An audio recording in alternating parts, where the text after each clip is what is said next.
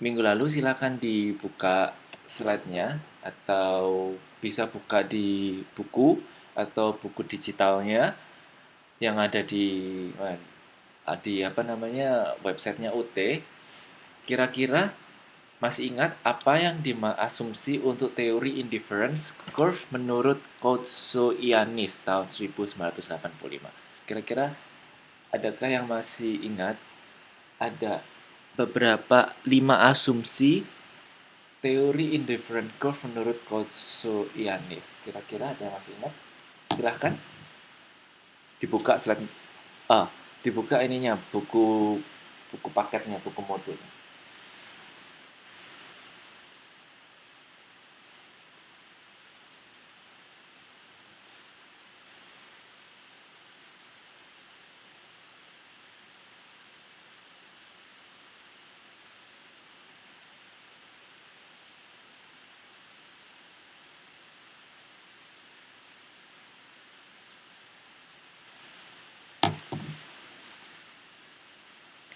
Ada yang masih ingat apa asumsi untuk teori indifference curve menurut Koutso-Ianis 1985? Saya, Pak. Ya, dengan Mbak Lucy. Silakan Mbak Lucy. Ada 4. Itu ada 5. Ada 5, sorry. Itu ada 5 kan? Yes. Yang pertama itu utility atau ordinal. Iya. Kemudian? Terus rasionalitas. Terus tingkat substitusi marginal yang menurun. Terus total utilitas tergantung pada kuantitas komoditi. Sama yang terakhir konsistensi dan transitivitas dalam pilihan. Oke, betul sekali. Thank you Mbak Lucy. Jadi itu ya, ada 5 pendekatan fungsi kegunaan menurut Koutso-Ianis tahun 1985. Nah, apa saja asumsinya? Yang pertama adalah rasionalitas, yaitu konsumen diasumsikan rasional. Ya, maksudnya rasional itu apa? Ya, misalnya kita uh, kita membeli barang berdasarkan fungsi dan kebutuhan kita, ya. Yang dimaksud tidak rasional itu adalah ketika kita tidak memiliki uang, tapi kita memaksa untuk membeli sampai pinjaman online misalnya seperti itu. Itu tidak kita ignore atau kita tidak perhatikan, ya. Memang ada kenyataannya orang-orang yang memang ketika ingin membeli barang mereka menghalalkan berbagai cara. Tetapi untuk ilmu ekonomi hal-hal semacam itu kita ignore, ya. Kemudian yang kedua adalah utility ordinal, yaitu konsumen dapat menyusun secara urut pilihan-pilihannya, ya. Ordinal kemarin adalah bagaimana kebutuhan itu dapat diurutkan atau didasarkan pada skala prioritas. Nah, ketika tingkat substitusi marginal yang menurun, yaitu bahwa ada barang-barang pengganti yang bisa menggantikan barang yang sebenarnya kita inginkan. Mana total utilitas, dan utilitas tahu ya, utilitas ini adalah nilai fungsi atau kegunaan, ya, yang kemarin sudah kita pelajari, dan konsistensi dan transitivitas dalam pilihan, ya. Biasanya orang-orang ini kita asumsikan bahwa orang ini kalau misalnya mau barang dengan kualitas A, maka dia akan cenderung untuk memilih kualitas A. Misalnya nih, saya ketika menggunakan maskapai penerbangan, saya biasanya menggunakan Cathay Airline itu ya. Saya biasanya menggunakan itu karena menurut saya itu yang menurut saya paling nyaman, paling tidak jarang-jarang delay. Jadi itu yang preferensi saya. Jadi saya selalu menggunakan maskapai tertentu itu. Nah, begitu juga di ilmu ekonomi diasumsikan bahwa setiap orang memiliki preferensinya dan konsisten. Artinya apa konsisten? Artinya adalah terus-menerus menggunakan pilihan yang sama. Oke, itu ya yang bisa kita pelajari dari minggu lalu. Nah, bagaimana dengan pertemuan yang keempat ini? Ya, di pertemuan keempat ini kita diharapkan dengan belajar teori produksi, kita nanti akan mampu menjelaskan mengenai konsep produksi. Apa itu konsep produksi? Kita sering mendengar istilah produksi. Nah, kemudian menjelaskan bentuk-bentuk kenaikan hasil, menjelaskan elastisitas produksi, menjelaskan produksi dan biaya jangka pendek, dan menjelaskan produksi dan biaya jangka panjang. Sekali lagi, dalam kurun waktu 2 jam ini mungkin saya tidak bisa mengcover semua materi yang ada di buku, jadi tolong ketika ada waktu luang dipelajari sendiri ya yang ada di buku itu. Di buku ini menurut saya sudah lengkap materinya. Nah, konsep produksi. Teman-teman mungkin sering kali mendengar istilah produksi. Apa sih produksi ini? Nah, produksi ini secara umum adalah proses untuk menghasilkan barang ya. Biasanya kalau jasa itu kita menawarkan jasa, bukan memproduksi ya, beda ya. Jadi kalau produksi ini ya kaitannya dengan menghasilkan sebuah barang yang dapat digunakan untuk kepentingan tertentu. Nah, tidak kurang tepat apabila digunakan untuk jasa, karena jasa itu adalah menawarkan jasa ya, bukan menghasilkan jasa, tapi menawarkan sebuah jasa. Nah, di dalam konsep produksi atau produksi ini terdapat hubungan fisik atau hubungan teknis antara jumlah faktor-faktor produksi yang dipakai dengan jumlah produk yang dihasilkan per satuan waktu. Ya, sekali lagi, ketika teman-teman bayangkan teman-teman memproduksi sesuatu, misalnya memproduksi uh, celengan atau memproduksi tas kulit, memproduksi sepatu, memproduksi dompet. Nah, untuk memproduksi sebuah barang ada faktor-faktor produksi yang kita gunakan untuk menghasilkan barang per satuan waktu. Misalnya sehari menghasilkan 50 dompet atau sehari menghasilkan 20 tas kulit semacam itu. Nah, secara matematis, fungsi produksi dapat dinyatakan dalam Y, yaitu produk yang dihasilkan, sama dengan fungsi dari macam-macam faktor produksi yang dipakai. Ya. Seperti yang saya barusan bilang tadi, bahwa produksi itu adalah kaitan atau hasil dari berbagai macam faktor produksi yang berpengaruh terhadap proses menghasilkan sebuah barang. Kira-kira X1, X2 atau faktor produksi ini apa? Kira-kira apa? Teman-teman, apakah bisa memberi contoh? Apakah X1, X2 ini, apakah faktor-faktor produksi yang berpengaruh terhadap proses produksi? Kira-kira apa? Yuk, kita diskusi.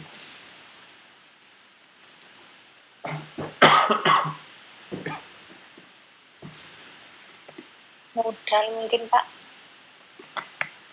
Dengan Mbak siapa? Kuswatun.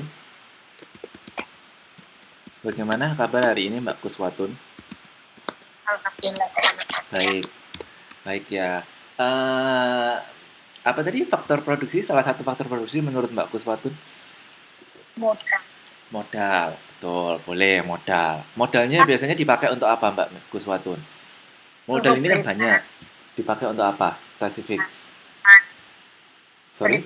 Bahan baku. Ya, bahan baku. Ya, betul. Bahan baku ini merupakan salah satu faktor produksi yang berpengaruh terhadap proses produksi. Misalnya, bahan produksi sepatu. Misalnya, tali sepatu. Ya, seperti itu. Ya, semakin banyak bahan yang digunakan, otomatis produksinya juga semakin meningkat atau menurun. Semakin banyak bahan, otomatis ya semakin banyak ya. Oke, kita punya bahan banyak, otomatis kita bisa memproduksi barang dengan ukuran banyak ya. Logika aja ya. Kalau misalnya kita punya bahan baku sedikit, ya otomatis kita juga bisa menghasilkan barang sedikit. Nah, inilah fungsi matematisnya. Semakin banyak X1, X2, X3, X4 jumlahnya, jenisnya, maka Y atau barang yang dihasilkan juga semakin meningkat. Oke. Yang lain mungkin selain bahan baku, kira-kira apa? Terima kasih Mbak Kuswatun. Kira-kira apa yang mempengaruhi faktor produksi? Yang lain, yang cowok-cowok, saya nggak pernah dengar.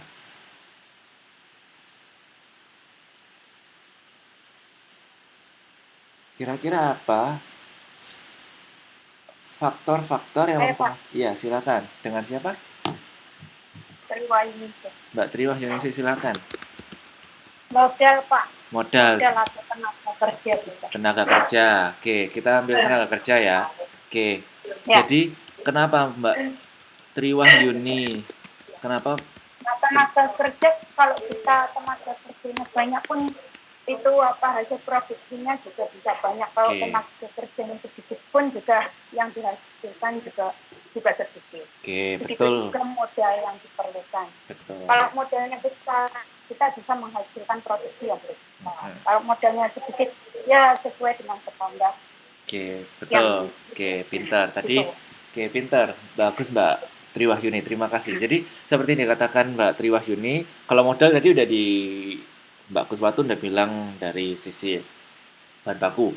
Ya, kalau misalnya Mbak Triwahyuni tadi mengatakan tenaga kerja, masuk akal, betul. Jadi semakin tenaga kerja kita banyak, maka semakin pula produktivitas makin meningkat. Contohnya adalah ketika kita usaha catering ya, menghasilkan catering, memproduksi makanan kotak atau kue, semakin banyak tenaga kerja yang membantu, otomatis proses produksi atau proses memasak itu akan semakin cepat ya, sehingga faktor produk atau hasilnya akan semakin meningkat.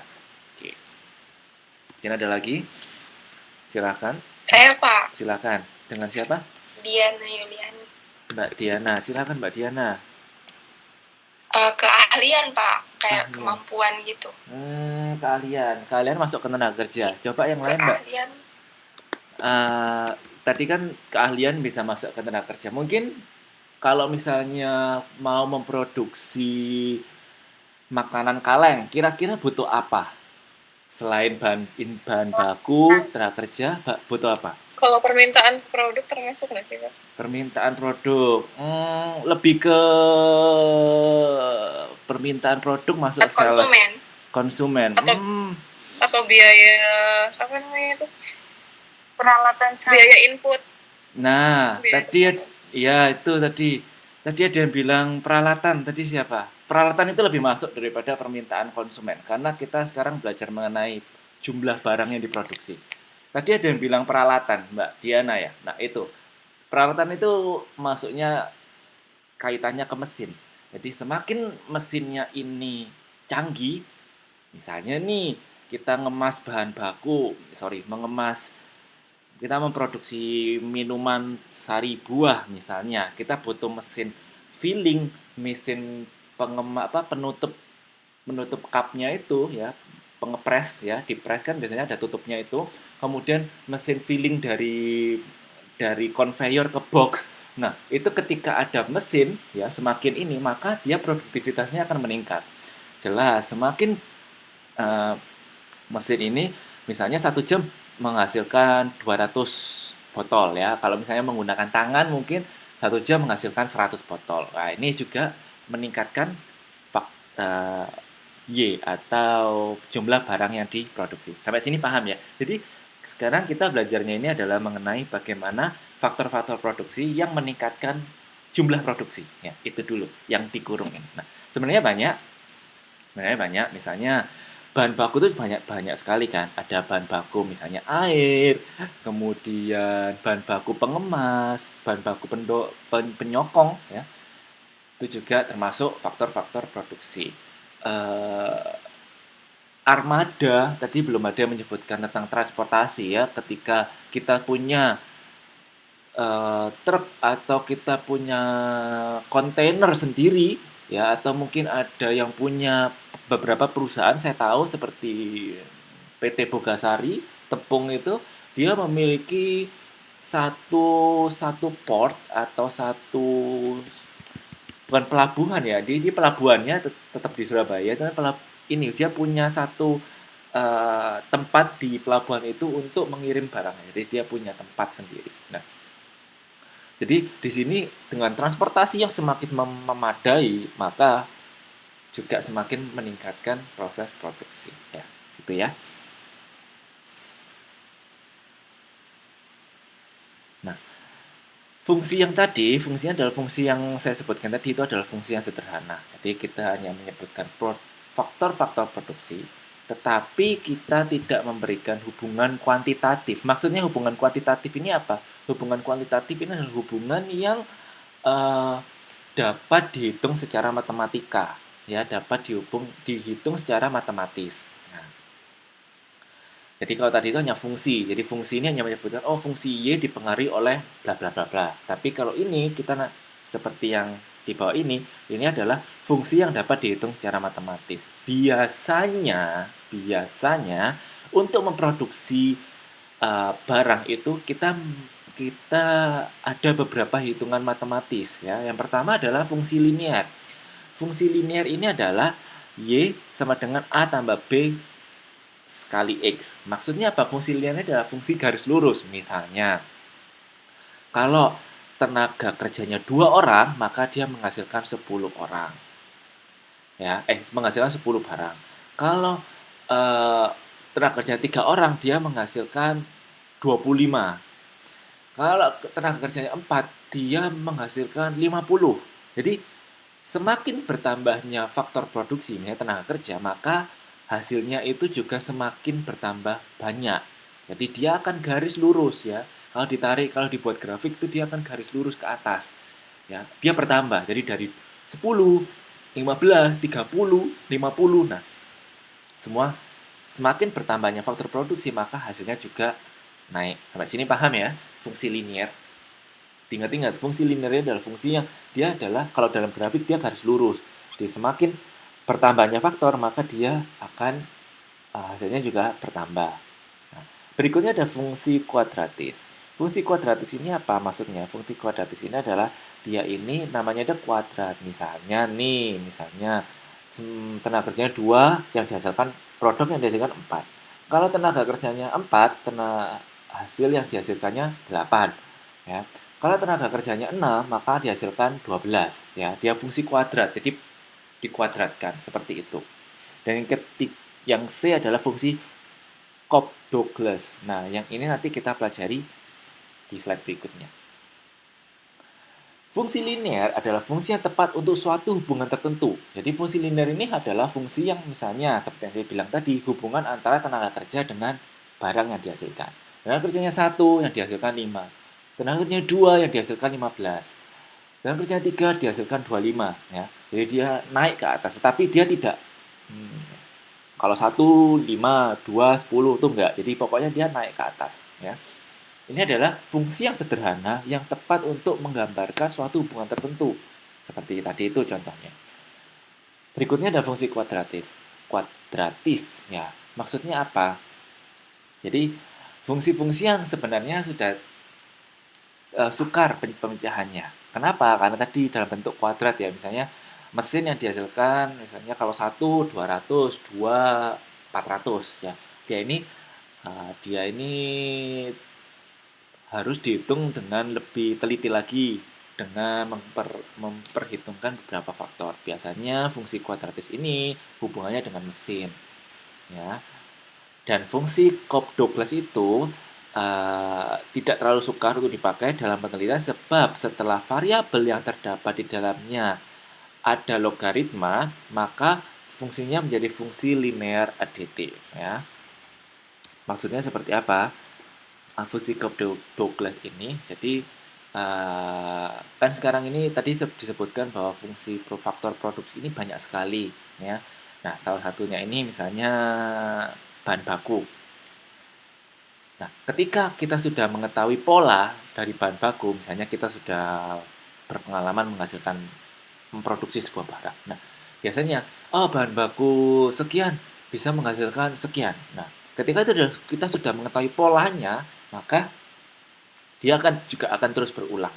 Nah, tapi ketika misalnya kita baru masuk ke tempat sebuah perusahaan, kita baru bekerja, kita nggak tahu polanya ya, kita nggak bisa menerapkan fungsi Cobb-Douglas ini. Ya, fungsi Cobb-Douglas ini adalah ketika kita sudah paham dengan ritme atau pola, maka kita juga bisa meramalkan bagaimana jumlah produksi yang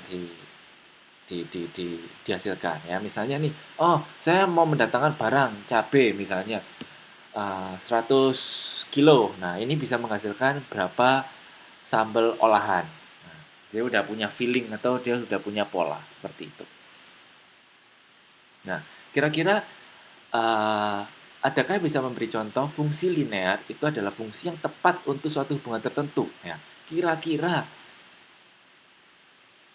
teman-teman apakah tahu fungsi linear dalam produksi di kehidupan sehari-hari. Fungsi linear produksi dalam kehidupan sehari-hari. Ya, kalau nggak tahu coba di Google. Kira-kira apa? Contohnya penerapan fungsi linear dalam produksi di kehidupan sehari-hari. Kira-kira apa? Kalau nggak tahu silakan di Google.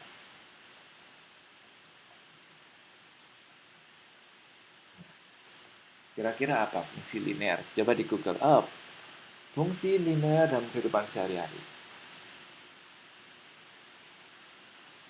Ya, biar kita paham kenapa sih kita kok belajar ini, kenapa kita kok harus belajar itu, supaya kita tidak buang-buang waktu. Jadi kita harus tahu apa sih fungsi belajar fungsi linear dalam kehidupan sehari-hari itu apa. Coba.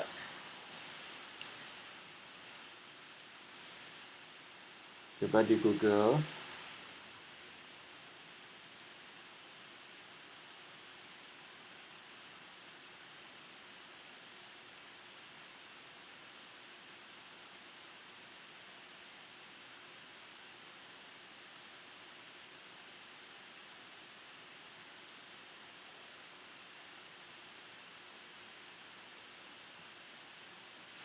Kira-kira untuk apa?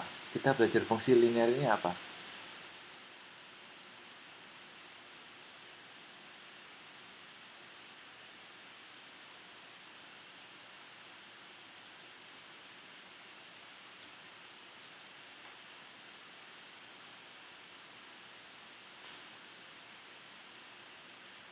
Teman-teman ada yang pernah usaha catering nggak?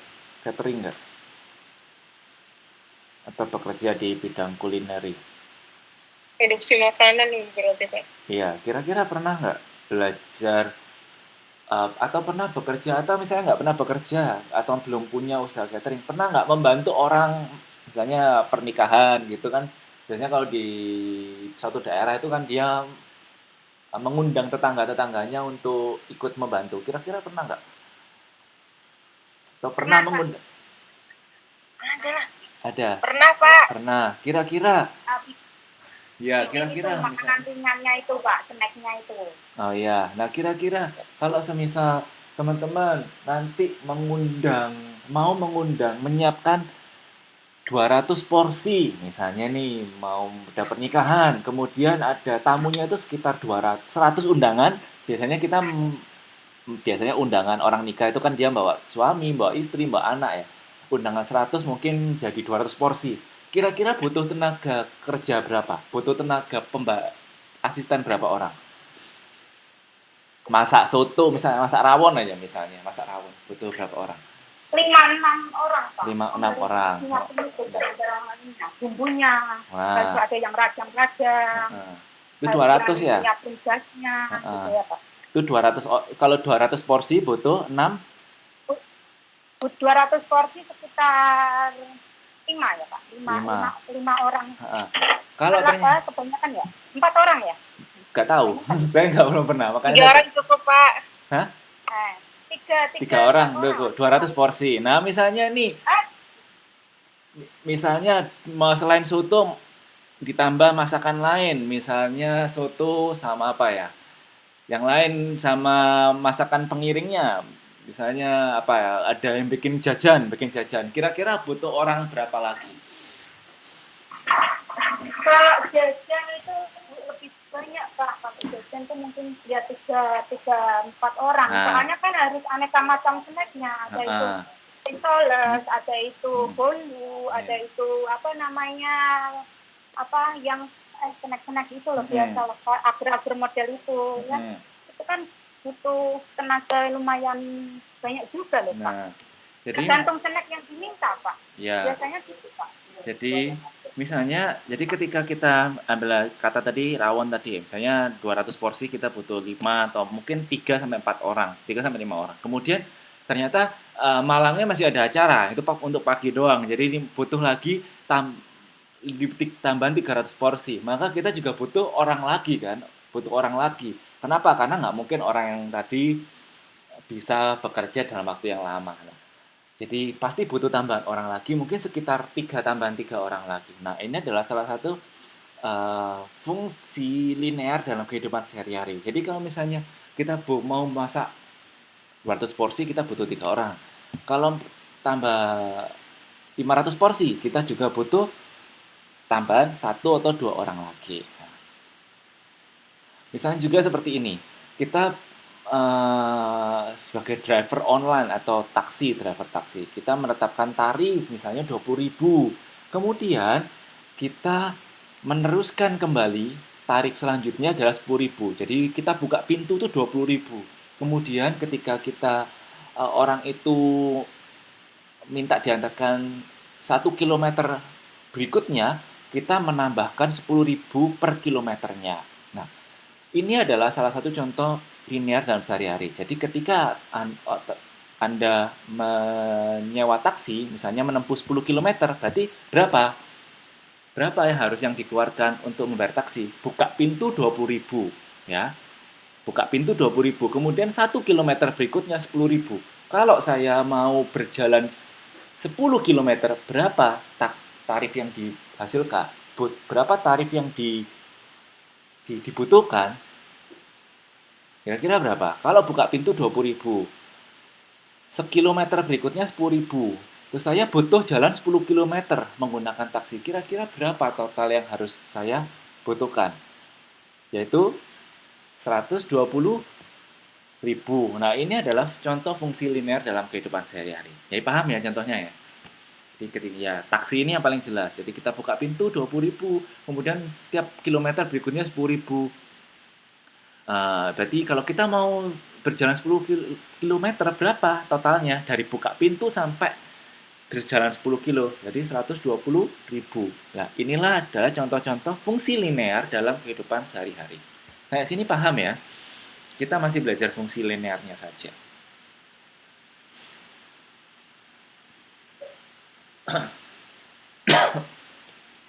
Jadi itu tadi ya, fungsi linear itu contohnya kayak taksi atau usaha catering tadi itu.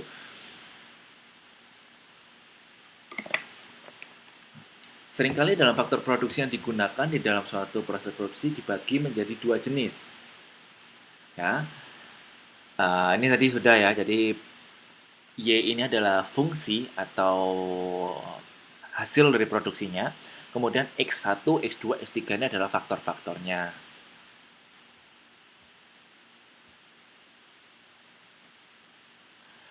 Semakin banyak faktor produksi, maka semakin banyak keputusan yang harus diambil dalam hubungan di atas. Jelas, jadi misalnya nih,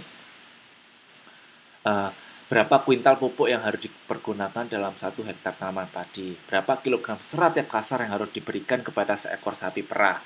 Ya, jadi semakin banyak faktor produksinya, kita semakin bingung karena kita harus semakin banyak mengambil keputusan. Nah, untuk menjawab pertanyaan di atas, maka pengusaha perlu mempunyai fungsi produksi dari usaha yang dia kerjakan. Saya yakin bahkan kita memasak, kita misalnya petani, ya bekerja sebagai petani, kita pasti tahu, kita bisa mengira-ngira berapa faktor produksi yang kita butuhkan ya. Misalnya saya sebagai seorang pengajar gitu ya, dalam waktu 1 jam saya kira-kira tahu, oh saya pasti bisa menyampaikan kira-kira 15 slide dalam waktu 1 jam. 15 slide. Jadi setidaknya saya harus menyiapkan 15 slide untuk berbicara dalam waktu 1 jam. Nah, ini adalah penerapan fungsi Y atau fungsi produksi. Nah, pada umumnya semakin banyak jumlah faktor produksi, maka faktor produksi itu semakin berkurang pula. Jadi semakin banyak faktor produksi, maka produktivitas faktor produksi itu semakin berkurang pula. Kok bisa Pak? Bukannya tadi bilang semakin banyak faktor produksi itu semakin produksinya bagus. Iya, kalau itu masih dalam takaran yang normal ya. Tetapi kalau takarannya sudah tidak normal, bukan untung yang kita dapat, tetapi buntung. Jadi semakin tidak produktivitas yang kita dapat. Contohnya seperti apa, Pak? Kok bisa semakin banyak faktor produksi, justru produktivitasnya semakin menurun? Contohnya seperti apa? Nanti saya beri contoh ya. Nah, biasanya 2 macam ukuran produktivitas dipakai itu adalah ada 2. Yang pertama adalah produk marginal dan produk rata-rata. Apa itu produk marginal? Apa itu produk rata-rata? Yuk kita bahas.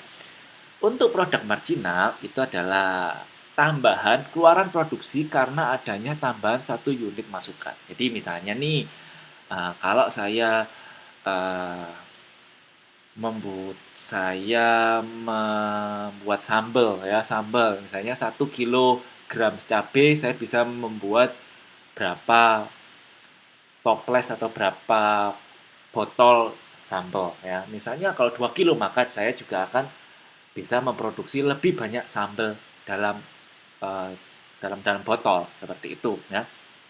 Jadi semakin banyak masukan, satu unit masukan, maka tambahannya juga semakin banyak. Ini logis ya, produk marginal. Nah, kalau produk rata-rata berarti kita hanya merata-rata. Misalnya nih, hasil produksi rata-rata karet rakyat adalah 300 kg per hektar per tahun. Nah, kenapa kok rata-rata ya? Karena kita tidak bisa memastikan. Misalnya nih, eh, rata-rata hasil tangkapan ikan. Nah, kita nggak tahu di ikannya ini ada atau enggak. Ya mungkin satu hari ikannya banyak, hari berikutnya ya kita tidak mendapatkan ikan begitu banyak sehingga kita pukul rata.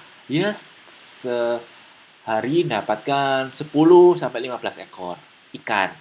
Nah, kalau misalnya nelayan nih. Jadi kenapa kalau produk marginal ini ya jelas. Jadi misalnya 1 kilo bisa menghasilkan sekian. Kalau rata-rata berarti ya rata-rata doang. Kenapa? Karena kita nggak bisa memastikan. Contohnya eh, hasil panen ya, biasanya hasil panen. Kenapa? Karena dipengaruhi cuaca. Ya rata-rata hasil panen sekitar berapa ratus kilogram tomat atau cabai ya. Kalau cuacanya hujan, ya banyak yang busuk, berarti nggak sampai 100 kilogram ya, mungkin berapa puluh kilogram saja. Nah, ini adalah bedanya produk marginal dan produk rata-rata. Nah, macam-macam bentuk kenaikan kenaikan hasil ya. Yang pertama adalah ada kenaikan hasil tetap, kenaikan hasil bertambah, dan kenaikan hasil berkurang. Nah, hasil yang berkurang tadi ini yang ada kaitannya dengan semakin banyak faktor produksi, maka dia akan semakin turun. Kita bahas. Jadi, kalau kenaikan hasil tetap itu adalah bila tiap satuan faktor produksi yang tetap menyebabkan kenaikan hasil yang tetap. Jadi, ada satu masukan, maka dia menambah satu masukan. Contohnya ini, faktor produksi 1, produksinya 10, kemudian ditambah satu faktor produksi satuan, hasilnya 20 ya. Jadi ketambahan 10. Ditambah lagi satu input atau satu masukan, produksinya 30. Jadi ketambahan lagi 10. Jadi misalnya nih, ya seperti yang bilang tadi, misalnya cabai ya, misalnya 100 gram bisa menghasilkan berapa sambal. Kemudian kalau ditambah 200 gram, hasilnya lebih banyak. 300 gram cabai, ya hasilnya juga sambalnya juga lebih banyak. Jadi dia naiknya konstan ya. Paham ya sampai sini ya. Jadi ada ketambahan satu, hasilnya juga ketambahan satu. Ketambahan dua, hasilnya bertambah dua. Seperti itu. Ini yang disebut dengan kenaikan hasil tetap. Nah, di sini ada diagramnya. Jadi ketambahan satu satuan produk, hasilnya dia nambah satu. Nambah satu, ini ketambahan satu, hasilnya 10. Ketambahan dua, hasilnya 20. Ketambahan tiga, hasilnya 30. Nah, inilah yang dinamakan dengan grafik linear. Jadi dia naik terus. Dia nggak naik kemudian turun. Nggak, dia naik terus. Sampai kapan, Pak? Ya sampai terus. Kalau misalnya ketambahannya 10, ya dia akan 100. Seperti itu ya. Sampai sini paham ya hubungan antara input dengan output. Berikutnya adalah kenaikan hasil bertambah. Bedanya apa dengan kenaikan hasil konstan tadi ya? Konstan berarti ya bisa kelipatannya 1, 10, 2, 20. Nah, kalau kenaikan hasil bertambah ini adalah dia tanpa kelipatan. Misalnya ketambahan hasil 1 maka produksinya 25. Ketambahan hasil satu lagi dia 45. Ketambahan satu lagi dia 70. Dia naik tetapi dia tidak konstan. Dia naik tetapi dia tidak kelipatan. Paham ya bedanya ya? Jadi tadi dia konstan atau kelipatan, kalau ini dia asal naik aja. Nah, apa contoh dari fenomena ini yang hasilnya bertambah? Ya, banyak ya kalau ini ya hasil fenomenanya ya. Contohnya ya, eh, mungkin kalau kita masak atau di pabrik biasanya juga bisa dengan fenomena ini selain fenomena konstan. Kalau biasanya dengan tenaga manusia, misalnya eh, tenaga manusia ini kan sering human error ya. Kita sering masukkan kita kesalahan memasak. Jadi kadang kita memasak bahan tidak sepenuhnya jadi. Ada yang buang karena misalnya terlalu gosong lah, terlalu tidak matang lah, rusak lah. Nah, ini akhirnya buang. Nah, ini adalah contoh-contoh dia naik tapi dia tidak maksimal karena ada barang yang rusak. Dia tidak konstan naiknya. Nah, bedanya apa grafiknya? Kalau tadi itu kan garisnya lurus banget ya kayak kayak penggaris. Kalau ini enggak, dia agak melengkung. Ya, lihat teman-teman silakan dilihat ini ada melengkung sampai kayak tidak garis lurus tapi dia garis lengkung menuju ke atas. Nah, ini adalah disebut dengan grafik yang berbentuk garis lengkung yang cembung, garis lengkung yang cembung atau konveks terhadap sumbu horizontal. Ya, kenapa? Ya karena dia naik tetapi dia tidak konstan. Dia naik tetapi tidak linier. Sampai sini paham ya bedanya ya?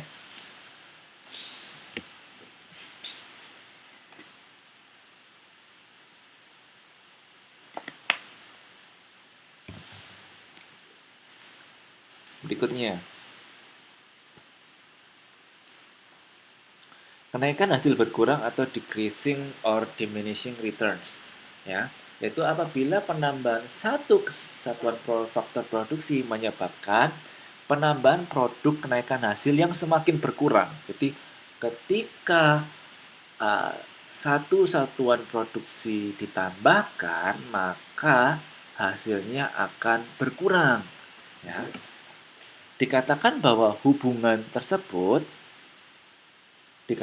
hubungan antara faktor dan produk itu mempunyai bentuk kenaikan hasil berkurang. Kira-kira sebelum saya beri contoh, kira-kira teman-teman ada yang tahu nggak apa yang sebagai contoh dari decreasing or diminishing return? Jadi faktor produksinya ditambah, inputnya ditambah tapi hasilnya berkurang.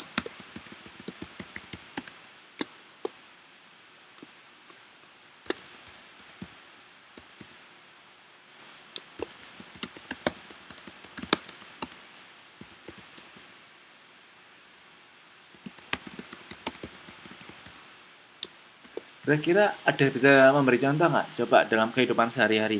Apa contohnya apabila kita ini menambahkan input, satu input, justru hasilnya jadi jelek atau hasilnya itu jadi berkurang. Kira-kira ada nggak? Coba di Google. Apakah contoh dari kenaikan hasil berkurang? Jadi semakin ya nih tambah 1 18. Kemudian dia berkurang. Kira-kira ada nggak contohnya?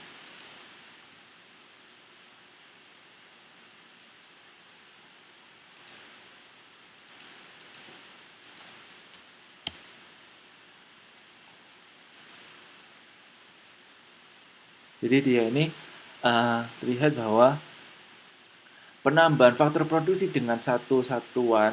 Saya Pak. Ya, silakan Mbak Triwahyuningsih. Nah, tapi ini agak-agak ya Pak, saya nggak buka juga, saya pakai ini aja. Logika saya aja. Itu ya Pak, nanam padi ya Pak. Kenapa itu? Itu kan produk tenaganya itu kan biasanya kayak pupuknya dia tuh masih banyak ini itu. Nah hasil akhirnya itu panennya kan belum tentu, itu kayak bisa aja dia naik, bisa aja berkurang. Karena apa kalau berkurang? Mungkin karena serangan hama, karena faktor iklim juga bisa, ya kan? Mungkin kurangnya hujan, itu kan juga mempengaruhi juga kan? Kan nggak bisa diprediksi gitu. Harusnya ini suatu bakal meningkat nih hasilnya. Karena iklimnya lagi kering nih, nggak ada hujan nih. Padinya pada ini pada nggak mau Hmm. kawin, pada nggak mau ada beningan. Akhirnya hasil panennya gagal, hanya berkurang. Yes, masuk Seperti akal. itu, kayak gitu Pak. Oke, Seperti itu penalaran saya. Benar nggak? oke.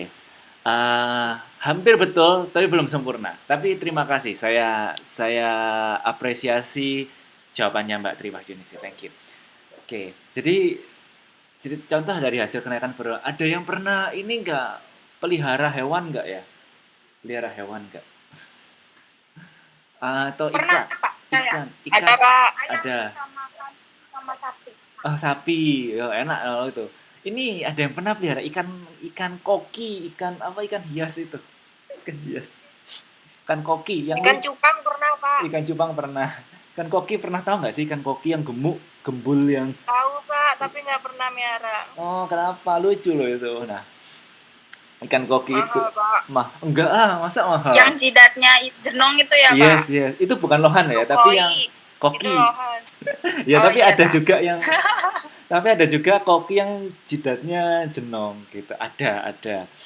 Nah, jadi saya dulu pernah pelihara ya waktu kecil, waktu pelihara. Nah, kemudian saya itu ya karena masih kecil, jadinya saya sering kasih makan. Ya, ikannya mah seneng-seneng aja dikasih makan. Sekali dikasih makan, senang.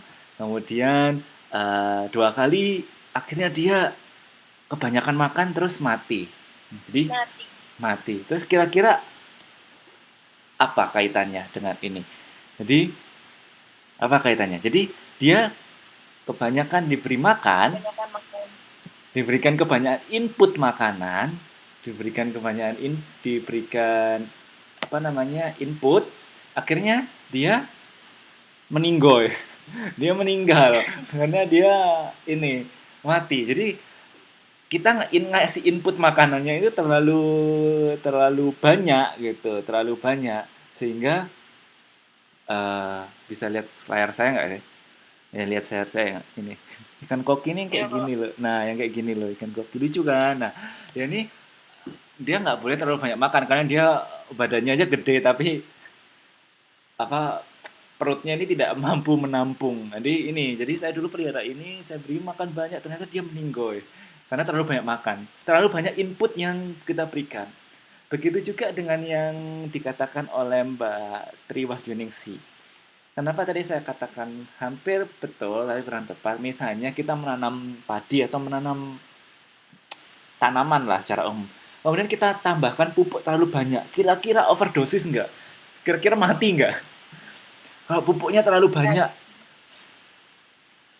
Mati Pak, mati. Ya kan? Jadi ini yang dimaksudkan dengan kenaikan hasil berkurang. Jadi ketika kita menambahkan input terlalu banyak, bukan maksimal yang didapat, tetapi malah kerugian hasilnya makin berkurang. Kenapa? Misalnya nih dia padinya jadi tidak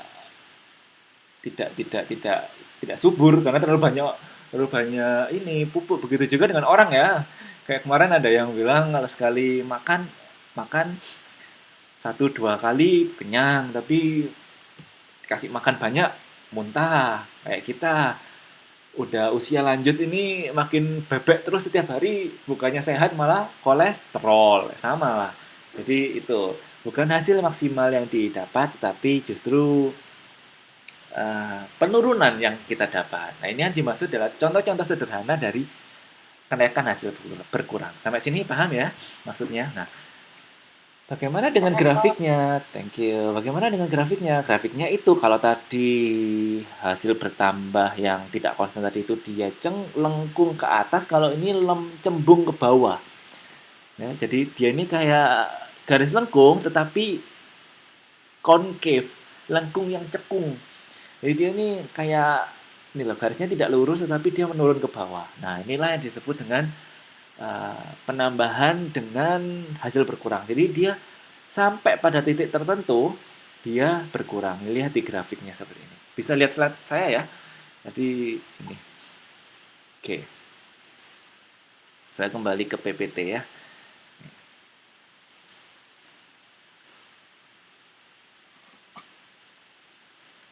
Nah, ini. Jadi suatu faktor produksi variabelnya masih sedikit digunakan. Nah ya sama. Oke, saya lanjutkan dulu. Ini sama.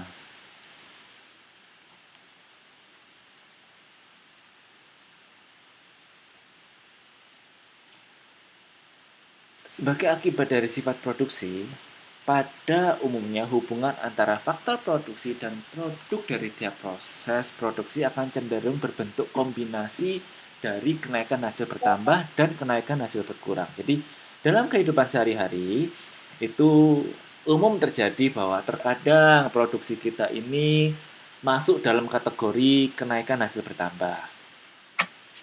There is a time bahwa hasil kita ini hasil berkurang. Jadi kayak apa namanya, kombinasi.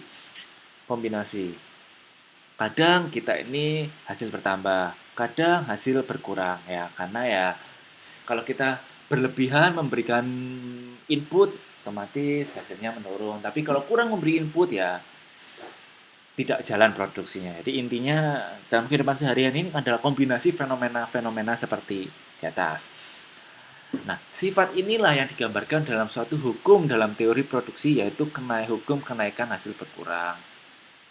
Jadi, apa itu hukum kenaikan hasil berkurang? Jadi, hukum ini dinyatakan bahwa apabila berturut-turut ditambahkan satuan-satuan dari satu faktor produksi variabel kepada faktor produksi tetap dalam suatu proses produksi, suatu saat akan tercapai keadaan di mana penambahan produk yang disebabkan oleh penambahan satu satuan faktor produksi itu akan menurun. Jadi, kalau kita tambah, dia akan meningkat.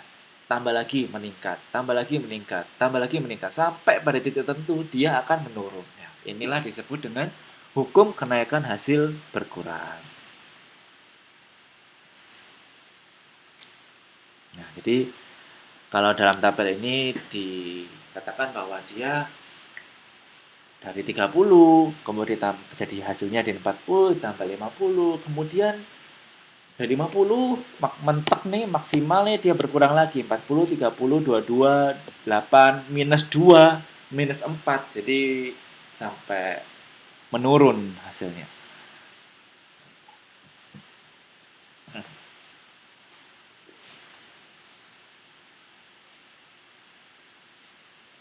Nah, bagaimana grafiknya?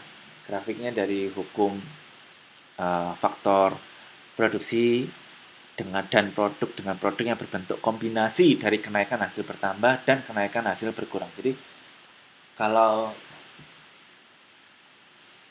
kenaikan hasil bertambah tadi kan bentuknya lengkung cembung.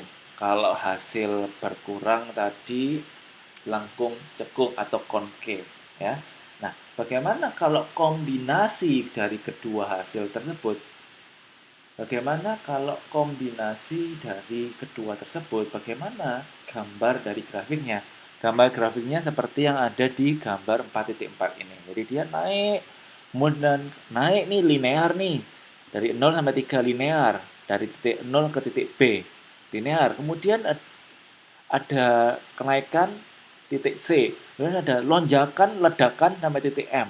Di titik M dia turun lagi secara perlahan. Nah, ini adalah ciri-ciri dari grafik gabungan antara hasil bertambah dan hasil berkurang. Jadi grafiknya seperti ini ya, tidak beraturan.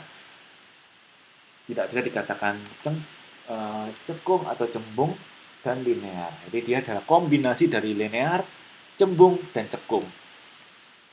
Ya, coba diperhatikan dulu grafiknya, diingat-ingat kalau linear. Jadi nih dari titik 0 sampai B ini adalah linear, dari B ke C ini adalah cembung, kemudian sampai M ini masih cembung, kemudian turun, cekung. Ya. Linear, cembung, cekung. Nah, ini adalah grafik dari gabungan 3 fenomena. Ya, silakan dilihat-lihat dulu.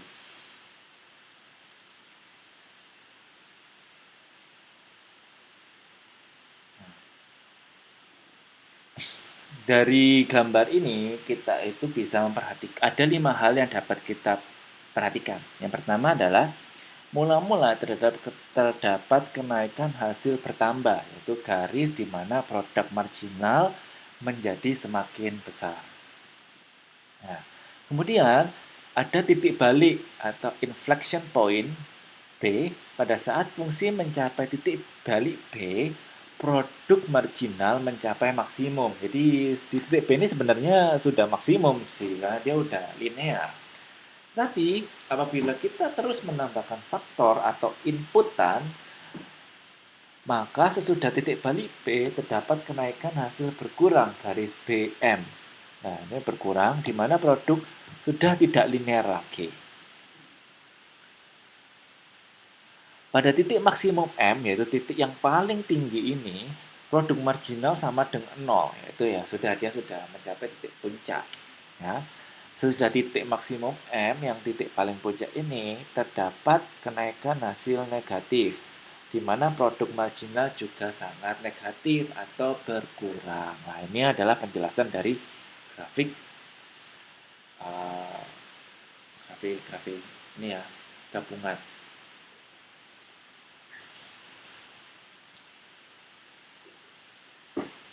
Ini seperti yang bilang tadi.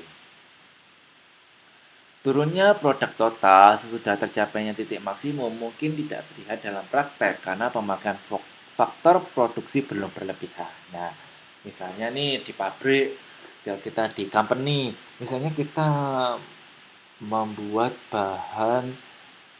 barang makanan, misalnya nih sarden kaleng gitu ya. Nah, ketika barang datang, kita buat produk. Tetapi ketika barang itu datang terlalu banyak di saat yang bersamaan, sedangkan permintaan dari konsumen tidak banyak, maka bahan baku ini tidak fresh lagi atau busuk, sehingga bukannya keuntungan yang kita dapat, tetapi kerugian karena barang baku itu terkadang ada expirednya atau ada titik batasnya. Jadi ketika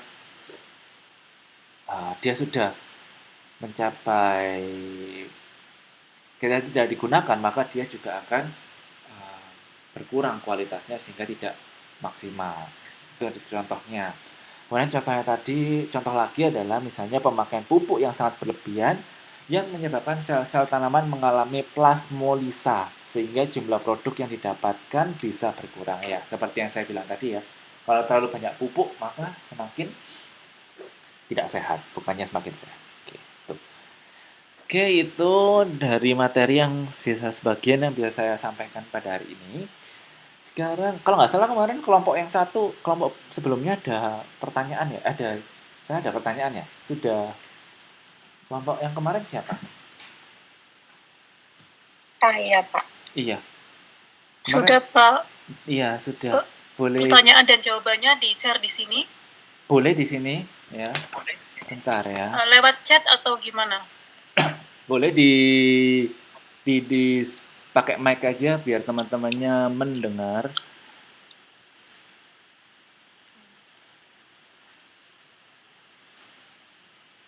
Pertanyaannya apa? Contoh biaya jangka panjang ya? 1. Berikan beberapa contoh dari biaya jangka panjang. Jawaban kami adalah beberapa contoh biaya jangka panjangnya yaitu 1. Biaya pembelian peralatan mesin dan peralatan lainnya. Betul, terus. Ini menyangkut biaya pembelian mesin, alat, kendaraan, dan gedung-gedung yang diperlukan untuk pengelolaan proses produksi. Boleh. Contoh kedua, biaya membangun infrastruktur, seperti biaya membangun jalan atau gudang yang berhubungan dengan operasional perusahaan dalam jangka panjang. Contoh ketiga yaitu biaya variabel. Dalam jangka panjang, biaya variabel melibatkan pembelian bahan baku, bahan penolong, upah tenaga kerja harian, dan bahan bakar untuk mesin. Yang keempat, saham, penyimpanan emas, reksadana, properti, dan deposito. Ya, bisa itu. Jadi banyak ya. Biaya produksi dalam. Jadi biaya jangka panjang ini banyak sekali adalah contohnya adalah biaya-biaya yang harus secara komitmen dibayar dalam durasi tertentu ya. Seperti contohnya adalah pembangunan infrastruktur. Misalnya kita menyewa bangunan ya, pabriknya kita sewa. Ya, itu termasuk dengan biaya jangka panjang ya. Kemudian biaya variabel, barang inputan, bahan baku itu juga masuk biaya jangka panjang. Oke. Oke, thank you Mbak Siti Masito. Kemudian pertanyaan berikutnya.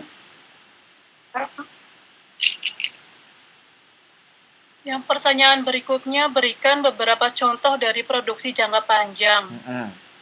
Contoh produksi jangka panjang yaitu 1. Industri kertas. Perusahaan kertas memproduksi bahan baku yang digunakan dalam berbagai produk seperti buku, kemasan, dan kertas tulis. Proses produksi ini memerlukan investasi jangka panjang dalam mesin, pabrik, dan infrastruktur. Yang kedua, industri otomotif. Perusahaan otomotif memproduksi kendaraan bermotor seperti mobil dan sepeda motor. Proses ini melibatkan perencanaan jangka panjang untuk membangun model baru, peningkatan teknologi, dan perluasan fasilitas produksi. Yang ketiga yaitu industri elektronik. Perusahaan elektronik memproduksi perangkat seperti smartphone, komputer, peralatan rumah tangga. Produksi ini melibatkan riset dan pengembangan, serta investasi dalam fasilitas produksi dan rantai pasokan. Yang keempat, menanam padi, panen padi, menjemur padi sampai kering, menggiling padi, mengangkut beras, menjual nasi dan makanan. Yang kelima, membuat tempe dan tahu, kecap. Yang keenam, membuat minyak kemasan dari kelapa sawit, membuat keju. Produksi jangka panjang melibatkan perencanaan dan investasi yang berkelanjutan untuk memastikan kelangsungan bisnis dan inovasi di masa depan. Jadi produksi jangka panjang itu contohnya itu ya. Jadi dia bagaimana dia produksinya itu tidak sekali setahun seperti ini. Produksi musiman, misalnya nih, hanya bendera pada waktu kemerdekaan hanya pas musim Agustus saja. Tetapi produksi jangka panjang adalah produksi yang dilakukan secara terus menerus dalam jangka waktu yang panjang. Oke, pertanyaannya ada lagi nggak? Ini yang ketiga. Yang ketiga, bagaimanakah skala ekonomi digunakan untuk meningkatkan keuntungan maupun skala ekonomi adalah konsep yang membawa dampak positif bagi perusahaan dalam upaya meningkatkan keuntungan. Berikut adalah beberapa cara di mana skala ekonomi dapat digunakan untuk meningkatkan keuntungan, yaitu 1. Pembelian bahan baku. Perusahaan dengan modal besar biasanya dapat membeli bahan baku dalam jumlah besar. Melalui pembelian skala besar, biasanya akan diberikan diskon atau potongan harga tertentu, sehingga biaya pembelian lebih murah. Dengan demikian, perusahaan dapat memperoleh output yang lebih besar dengan modal yang lebih kecil. Yang kedua, meningkatkan variasi produk. Efisiensi biaya produksi yang dilakukan melalui skala ekonomi memungkinkan perusahaan untuk menghasilkan berbagai produk dengan biaya yang lebih rendah. Perusahaan dapat memperoleh portofolio produknya. Yang ketiga, memaksimalkan sumber daya. Skala ekonomi memungkinkan perusahaan memaksimalkan penggunaan sumber daya, baik dari segi peralatan maupun sumber daya manusia. Dengan produksi massal, perusahaan dapat mengoptimalkan efisiensi dan memperoleh keuntungan yang lebih besar. Yang keempat yaitu harga produk menjadi lebih rendah. Dengan biaya produksi yang lebih efisien, perusahaan dapat menawarkan harga produk yang lebih murah kepada konsumen. Ini dapat meningkatkan permintaan dan menguntungkan perusahaan. Skala ekonomi harus diterapkan dengan bijaksana dan sesuai dengan kondisi perusahaan. Peningkatan produksi tanpa perencanaan yang tepat dapat berujung pada kerugian. Jadi skala ekonomi itu gampangnya seperti ini, ya. Misalnya kita memproduksi 500 sama memproduksi 5 buah, itu lebih murah. Harga biaya produksinya harganya 500. Paham ya? Jadi misalnya kita ini memproduksi barang, hasilnya 500 pieces ya. Itu harganya akan lebih murah daripada kita memproduksi barang dengan harga 5, karena ya mesinnya, listriknya lebih murah. Contohnya ketika kita membuat undangan semakin banyak kita memproduksi maka dia biayanya semakin murah. Akhirnya harga jualnya semakin murah. Oke, nah sini paham ya? Oke, berikutnya ada lagi pertanyaannya? Nomor 4. Pertanyaan keempat, mungkin Mbak Fuswatin mau membaca, silahkan. Oke. Bagaimana cara mengatasi skala tidak ekonomi? Skala tidak ekonomis atau skala non-ekonomis terjadi ketika kenaikan skala produksi perusahaan justru mengakibatkan biaya rata-rata menjadi lebih tinggi.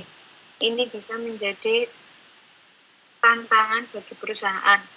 Berikut cara mengatasi skala tidak ekonomis. 1. Optimasi penggunaan sumber daya. Perusahaan harus memastikan efisiensi penggunaan sumber daya seperti tenaga kerja, bahan baku, dan mesin. Mengurangi pembatasan dan memaksimalkan produktivitas dapat membantu mengatasi skala tidak ekonomis. 2. Diversifikasi produk. Akan fokus pada berbagai produk. Dengan menghasilkan variasi produk, perusahaan dapat memanfaatkan fasilitas produksi yang ada dan mengurangi biaya tetap per unit. 3. Pengelolaan biaya tetap. Perusahaan harus memperhatikan biaya tetap seperti pembelian gedung, mesin, dan infrastruktur. Mungkin ada cara untuk mengurangi biaya tetap atau membaginya dengan produk lain. 4. Peningkatan kualitas. Fokus pada peningkatan kualitas produk dapat membantu menarik konsumen dan mengurangi biaya per unit melalui efisiensi produksi. Perusahaan memiliki situasi yang berbeda dan solusi yang efektif dari bervariasi tergantung pada industri dan kondisi spesifik perusahaan. Oke, nggak ada jelas ya. Jadi kalau misalnya produksinya, kalau tadi saya bilang skala ekonomi adalah perusahaan yang dia memproduksi lebih banyak sekali produk dalam sekali batch sehingga harganya lebih murah. Tetapi terkadang itu justru malah bermasalah. Maka contohnya memproduksi terlalu banyak malah dia pada barangnya rusak, tidak bisa terjual. Caranya seperti apa? Ya dia harus yang dijelaskan oleh Mbak Siti Masito dan Mbak Kuswatun. Jadi mereka harus mengoptimasi penggunaan sumber daya, diversifikasi produk, mengelola biaya tetapnya, dan lain-lain. Itu ya. Oke, berikutnya. Terakhir. Nomor 5. Berikan contoh produksi yang dilakukan terus-menerus serta jelaskan bagaimana cara mengatasi kendala yang mungkin terjadi. Berikut ini adalah beberapa contoh produksi yang dilakukan terus-menerus beserta cara mengatasi kendala yang mungkin terjadi. 1. Produksi makanan dan minuman. Pabrik yang memproduksi minuman ringan seperti air mineral atau minuman bersoda. Kendala, permintaan yang fluktuatif atau kesulitan memprediksi permintaan di masa mendatang. Pabrik menggunakan perangkat lunak manajemen penjualan dan inventaris untuk memperkirakan permintaan dan mengelola stok produksi efisien. 2. Produksi otomotif, contoh pabrik yang memproduksi mobil atau komponen otomotif. Dan pengelolaan persediaan yang kompleks dan risiko kelebihan atau kekurangan stok. Mengadopsi sistem otomatis untuk mengontrol persediaan dan memantau produksi secara real time. Produksi elektronik, contoh pabrik yang memproduksi perangkat elektronik seperti smartphone atau komputer. Kendala, perubahan teknologi yang cepat dan kebutuhan untuk berinovasi. Solusi, berinvestasi dalam penelitian dan pengembangan serta memastikan produksi selalu mengikuti tren teknologi terbaru. Produksi rumah tangga, contoh pabrik yang memproduksi peralatan rumah tangga seperti mesin cuci, kulkas, atau oven. Kendala, persaingan ketat dan permintaan yang bervariasi. Solusi, fokus pada kualitas produk, diversifikasi produk, dan pemantauan pasar yang cermat. 5. Produksi industri bangunan, contoh pabrik yang memproduksi bata, banteng, atau pipa. Kendala, pengelolaan persetujuan material yang bermasalah dan rawan kesalahan. Solusi, menggunakan perangkat lunak manajemen inventaris untuk mengoptimalkan pengelolaan stok dan mengurangi risiko kelebihan atau kekurangan bahan. Nomor produk kosmetik, contoh pabrik yang memproduksi produk kosmetik seperti krim, sabun, atau parfum. Kendala ketatnya regulasi dan persaingan di pasar kosmetik. Solusi memastikan kepatuhan terhadap peraturan, fokus pada inovasi produk dan pemasaran yang efektif. 7.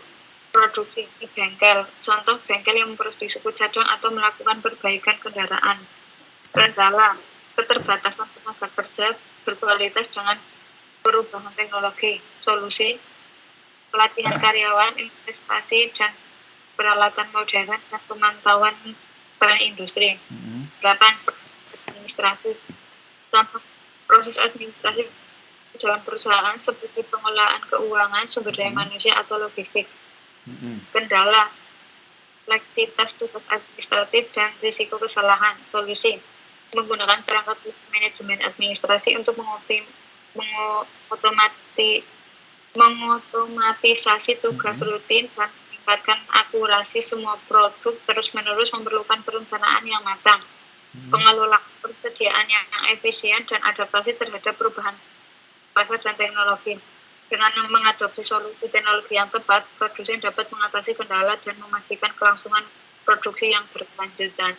Selesai. Terima kasih. Terima kasih Mbak Kuswatun. Jadi untuk yang produksi terus-menerus ini, dia sebenarnya ada di segala lini jenis produksi. Nah, jadi tadi sudah dijelaskan sangat baik oleh Mbak Kuswatun dan Mbak Siti Masito, jadi sangat lengkap. Jadi silahkan. Mungkin slide-nya ini bisa di-share dong Mbak, Word-nya ini bisa di-share dong di grup, jadi teman-teman yang lain mungkin yang bisa baca juga. Jadi ini tadi sudah dijelaskan dengan baik, terus filenya ini sudah sangat lengkap, ada contoh, kendala, dan ininya. Jadi itu ya, terima kasih Mbak Kuswatun dan Mbak Siti Masito dan kelompok 1 yang lainnya untuk jawabannya yang terima sangat kasih sama-sama. komprehensif. Akan saya share di grup. Thank you. Berikutnya kelompok 2, silakan dipersiapkan waktunya 45 menit untuk presentasi. Kelompok 2 dengan siapakah? Bentar, saya cek juga.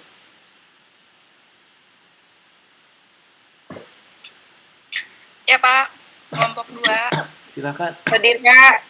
Mbak Diana, Mbak. Hadir, ada Ya, silakan bisa share. Apip sama Teni. Yo. Ini sedang saya share Pak. Oke. Nanti langsung dimulai aja ya. Saya mute mic saya. Nanti ketika udah selesai saya unmute lagi. Baik Pak.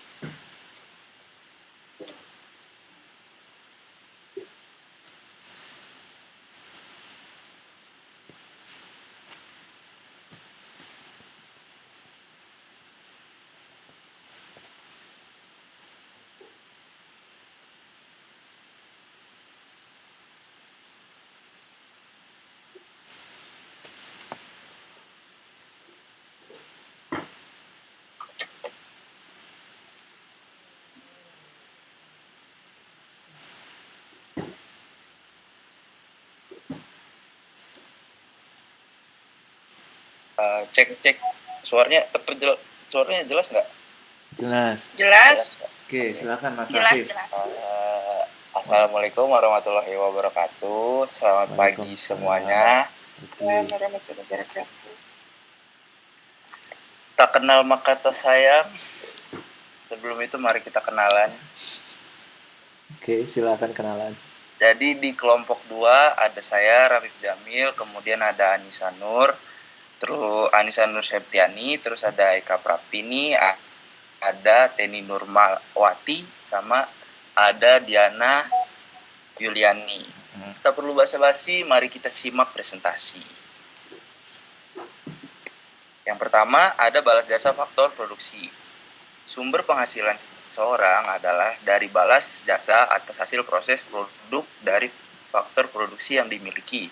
Di antaranya berupa upah, sewa, bunga, dan keuntungan yang sesuai dari tenaga kerja, properti, kapital, dan kewirausahaan. Pendapatan.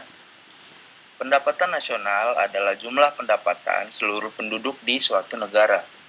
Dalam sistem ekonomi pasar, pendapatan seseorang dihitung dari jumlah faktor produksi yang dimiliki dan harga pasar masing-masing faktor produksi. Pendapatan berasal dari tenaga kerja, memperoleh gaji dan upah, honorarium, dan sebagainya. Kemudian ada kepemilikan, diperoleh sewa, keuntungan perusahaan, dividen, dan bunga. Yang ketiga ada kekayaan. Kekayaan adalah stok, sedangkan penghasilan merupakan aliran atau flow persatuan waktu. Kekayaan terdiri dari kekayaan finansial dan kekayaan atau harta berwujud. Tangible. Kekayaan finansial misalnya simpanan di bank berupa rekening, tabungan atau rekening giro, obligasi, saham, dana pensiunan, dan sebagainya. Kekayaan atau harta berwujud tangible terdiri dari pemilikan rumah, perhiasan, kendaraan, usaha, bangunan ruko, dan sebagainya. Semua nilai harta yang dimiliki disebut kekayaan, sementara yang tidak dimiliki atau dipinjami nilainya disebut hutang. Perbedaan keduanya disebut kekayaan bersih. Kemudian akan dilanjutkan oleh teman saya.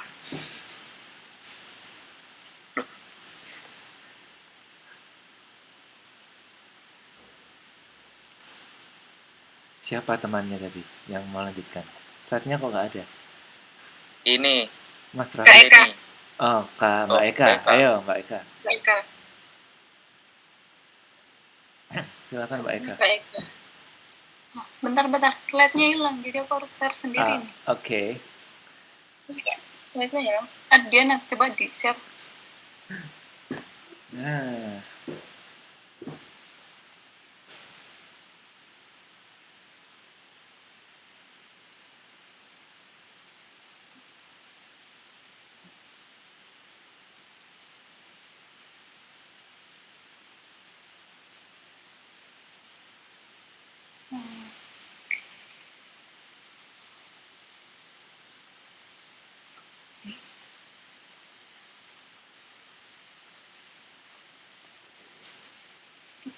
Oh, bentar ya, Pak.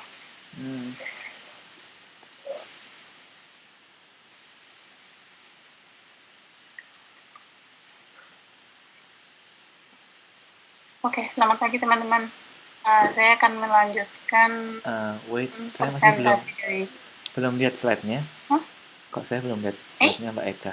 Oh, nggak ada, Pak. Ada, Pak. Ada? Di saya ada. Coba dong. Ada di saya.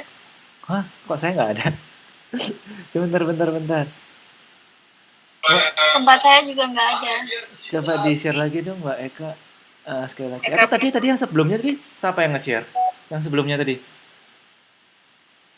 Diana, Pak. Oh, Mbak Diana. Coba Mbak Diana yang nge-share deh. Nanti Mbak Diana jadi operatornya yang klik next-nya. Coba Mbak Diana tadi. Kayak tadi yang bagiannya Mas Rafif tadi saya bisa lihat.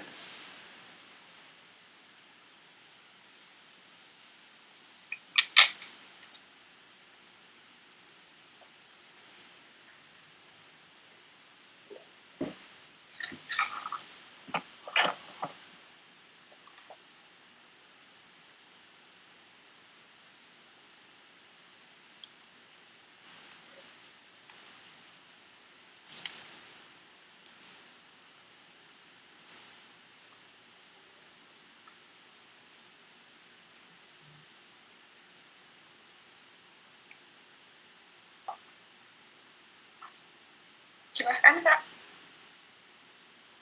Belum nongol tulisannya. Oke. Maaf. Saya lanjutkan kembali ya. Distribusi pendapatan dan kekayaan. Dalam teori distribusi pendapatan, mempertanyakan untuk siapa barang dan jasa diproduksi. Karena berbagai faktor produksi, yaitu tanah, tenaga kerja, kapital, sangat dihargai atas penggunaannya di pasar. Menurut permintaan dan penawaran, maka distribusi pendapatan berhubungan langsung dengan upah, rente, bunga, dan keuntungan yang didapatkan oleh seseorang atau rumah tangga selama periode tertentu, atau biasanya dalam setahun. Pendapatan yang diperoleh oleh tenaga kerja yaitu dari hasil penggunaan tenaganya, dari kepemilikan serta pembiayaan transfer. Penghasilan atau pendapatan nasional merupakan penjumlahan seluruh penghasilan seseorang atau rumah tangga. Dan pemerintah juga mengambil sebagian pendapatan nasional dalam bentuk pajak yang kemudian dikeluarkan sebagai pembayaran transfer kepada masyarakat dalam berbagai bentuk. Misalnya subsidi pendidikan, perumahan atau kredit kepemilikan rumah, serta subsidi pada barang-barang administrasi. Sedangkan yang dipandang penting atas dasar pertimbangan tertentu, contohnya BBM, listrik, pangan, pupuk, transportasi, dan sebagainya. Next.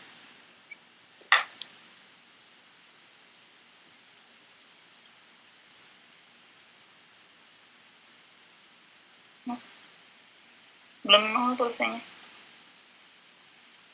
Kurva Lorenz.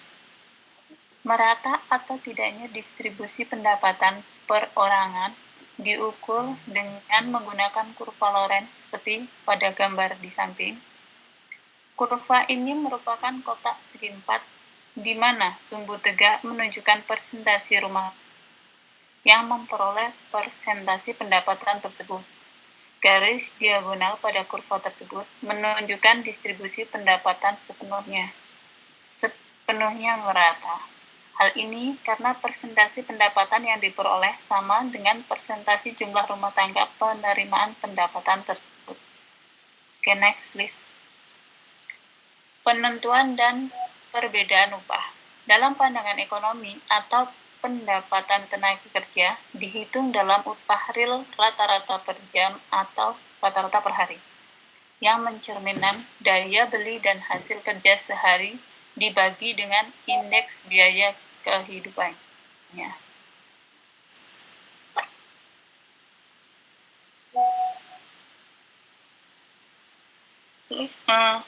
Slide-nya. Permintaan tenaga kerja seperti juga permintaan faktor-faktor produksi yang lain dan ditentukan oleh pendapatan marginal. Karenanya, tingkat upah atau real cenderung lebih tinggi bila para pekerja memiliki pendidikan atau pelatihan serta keterampilan yang lebih baik atau lebih tinggi, menggunakan peralatan kapital yang lebih baik dan modern, serta menggunakan teknik produksi yang lebih tinggi dan modern tersebut. Penawaran tenaga kerja bergantung 3 faktor, yaitu banyaknya penduduk, rata-rata banyaknya jam kerja, serta partisipasi tenaga kerja dan migrasi. Untuk negara yang kurang tenaga kerja, sementara tersedia cukup banyak kesempatan kerja di satu atau beberapa sektor produksi tersebut. Oke, demikian yang dalam presentasi saya. Akan dilanjutkan oleh teman saya yang berikutnya. Silakan. Tunggu dulu, saya catat pertanyaan dulu dari slide ini. Tunggu bentar. Ya benar rata-rata kayak gitu.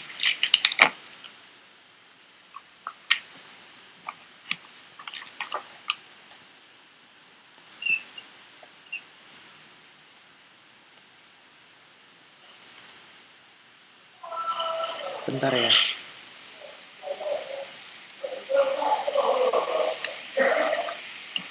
Sorry, mikrofon. Oke, silakan dilanjutkan kelompok lain. Yang lain, presenter lain. Kok mati?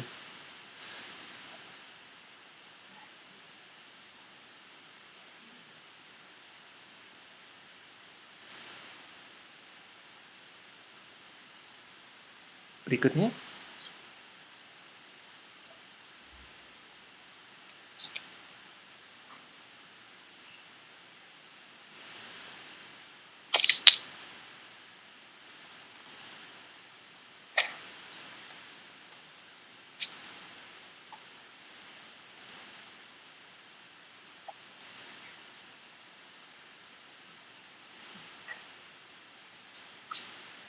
Kak Teni.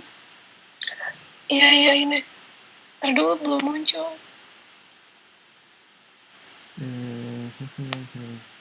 Kalau enggak, mungkin temannya yang bisa bantu nge-share, nggak apa-apa. Kayak tadi.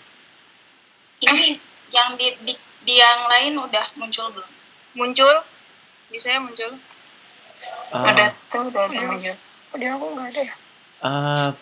Kadang agak lemot sih. Coba di refresh. Ya udah aku baca aja di itu aja. Saya akan melanjutkan presentasi selanjutnya tentang perbedaan upah atau wage differential. Ada perbedaan upah cukup besar untuk tingkat dan pekerjaan yang sama. Di samping tergantung pada tingkat keterampilan dan kondisi pasar. Perbedaan upah yang cukup besar dijumpai pada berbagai sektor industri. Faktor penyebab perbedaan ini diantaranya: 1. Perbedaan tugas atau pekerjaan, yaitu seberapa menarik tidaknya, seberapa susah mudahnya suatu tugas pekerjaan. 2. Perbedaan individu ini berupa perbedaan kualitas tenaga kerja, keterampilan, dan keunikan individu. 3. Perbedaan spesifikasi kondisi pasar tenaga kerja dengan persaingan yang tidak sempurna adalah rente individu. Selanjutnya, tanah dan rente. Rente merupakan rente tanah yang kuantitasnya tetap, yang tidak responsif terhadap harga.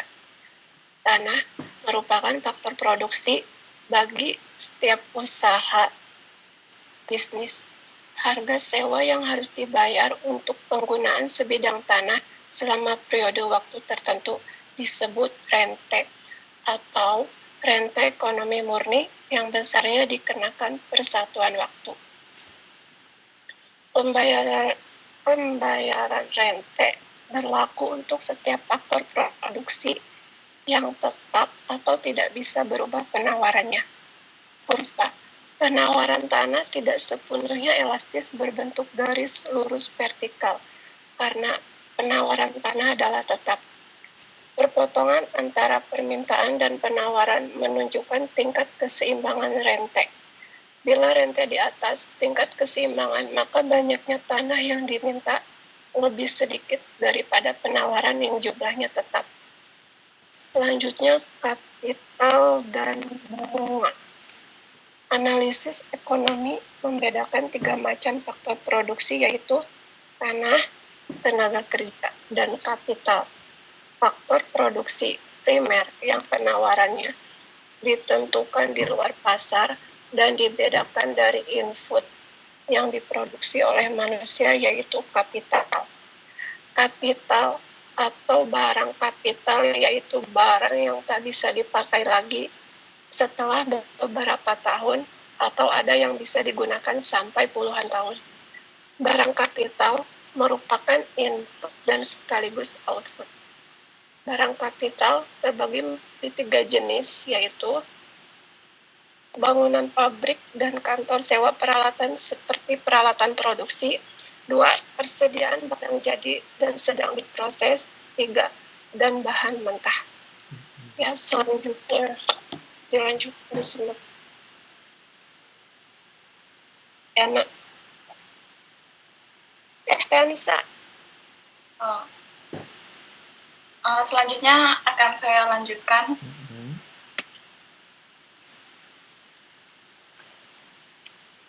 Yang pertama, harga dan sewa barang kapital.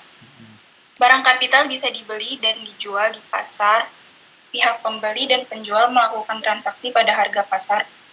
Barang kapital disewakan oleh pemiliknya dengan membayar uang sewa. Yang kedua, tingkat hasil barang kapital. Untuk memutuskan investasi terbaik, maka diperlukan pengukuran atau perhitungan hasil penggunaan kapital atau tingkat hasil kapital yang menunjukkan hasil dalam nilai rupiah bersih per tahun untuk setiap rupiah kapital yang diinvestasikan. Salah satu pendekatannya yaitu rasio antar hasil per tahun dengan biaya investasi yang dikeluarkan disebut tingkat hasil kapital yang dinyatakan dalam persentase hingga dapat dibandingkan. Ide, kekayaan finansial dan tingkat suku bunga. Kekayaan finansial berupa lembaran kertas atau klaim moneter keuangan oleh satu pihak terhadap pihak lain. Kekayaan finansial menciptakan penghasilan berupa bunga, pembayaran disesuaikan secara proporsional dan banyak variasi tingkat suku bunga baik jangka panjang atau jangka pendek tergantung jangka waktu pinjaman. Tingkat suku bunga pinjaman dinyatakan dalam persentase atas nilai nominal uang. Materi selanjutnya adalah keuntungan. Para akuntan mendefinisikan keuntungan sebagai perbedaan antara penerimaan, pendapatan total, dan biaya total. Untuk menghitung keuntungan dimulai dengan menghitung pendapatan total dari penjualan dengan cara mengalihkan harga produk dengan kuantitas yang dijual. Kemudian dikurangi dengan semua pengeluaran untuk membayar upah dan gaji, sewa, bahan-bahan baku, bunga, pungutan pajak, dan sebagainya. Selisih atau sisanya disebut keuntungan. Unsur-unsur atau faktor-faktor yang mempengaruhi keuntungan diantaranya ada hasil implisit dari pemilik kapital, merupakan hasil dari faktor produksi selain tenaga kerja yang dimiliki perusahaan dan digunakan dalam menjalankan bisnis, yang tidak dibayarkan kepada pemilik perusahaan sebagai balas jasa atau sewa, tetapi diperhitungkan dan diterima sebagai keuntungan. Yang kedua ada balas jasa karena menanggung resiko dan keuntungan investasi. Pemilik perusahaan atau saham harus memberikan premi risiko yang besar untuk menarik para investor yang bersifat penghindar risiko atau risk averse. Bila mereka tidak dapat mendiversifikasikan atau mengasuransikan terhadap risiko, hasil usaha yang lebih besar pada pemilikan perusahaan di atas hasil dari investasi bebas tanpa risiko disebut premi kepemilikan perusahaan, liquidity premium. 3. Ada hasil dari inovasi dan invensi atau penemuan. Keuntungan juga merupakan balas jasa atas inovasi. Orang yang menemukan produk atau proses baru disebut inovator atau penemu atau entrepreneur. Inovator adalah mereka yang mempunyai visi keaslian dan keberanian untuk mengenalkan ide-ide baru dalam bisnis. Setiap penemuan yang berhasil dibisniskan menciptakan monopoli sementara yang seringkali disebut keuntungan inovasi. Baik, selanjutnya akan dilanjutkan oleh Kak Andisa. Silahkan.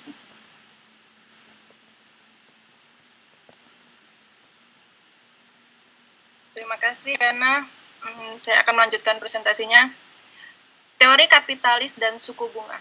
Dengan mengorbankan konsumsi sekarang dan menginvestasi atau membuat barang kapital, maka dapat diperoleh konsumsi yang lebih banyak di masa mendatang. Pengurangan konsumsi sekarang merupakan penghematan konsumsi yang memungkinkan menabung sebagian penghasilan atau produksi.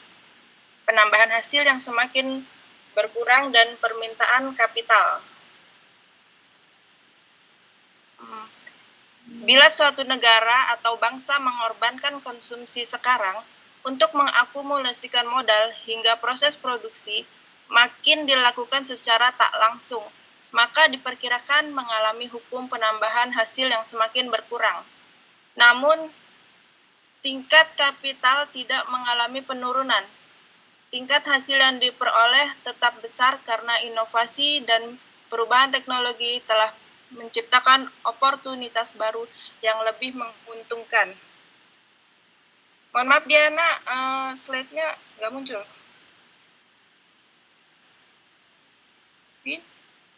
Oke, diklik lagi. Nah, selanjutnya slide terakhir. Oke. Klik lagi sekali lagi itu nggak muncul tulisannya. Mbak Diana mungkin bisa minta tolong diklik lagi ya. Oke. Good. Ini sudah Pak. Sinyal mungkin ya Pak. Udah. Thank you. Sudah jadi. Ya. Oke, selanjutnya penentuan tingkat suku bunga dan hasil kapital. Teori kapital dapat digunakan untuk memahami penentuan tingkat suku bunga. Rumah tangga dan perorangan memasok dana dengan mengakumulasikan tabungan sepanjang waktu. Sementara permintaan kapital datang dari kalangan perusahaan atau bisnis yang mengkombinasikan dengan tanah dan tenaga kerja serta input lainnya. Analisis berdasarkan teori kapital klasik di dunia nyata harus mempertimbangkan realitas kehidupan ekonomi, karena akan terjadinya inflasi dan pengenaan pajak. Inflasi harus dipertimbangkan agar dapat memperoleh nilai real dari hasil investasi dalam mempertimbangkan akan melakukan investasi atau tidak. Perubahan teknologi, ketidakpastian, dan ekspektasi mempengaruhi keputusan untuk melakukan investasi. Risiko selalu terkait dalam setiap langkah pengambilan investasi. Semua investasi tergantung pada estimasi besarnya pendapatan yang diterima di masa depan, yang mempengaruhi tingkat suku bunga pasar, juga merupakan dugaan besarnya biaya dan penerimaan kembali di masa depan.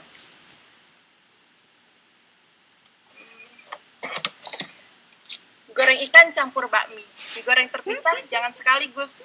Cukup sekian presentasi kami. Semoga mendapat nilai bagus.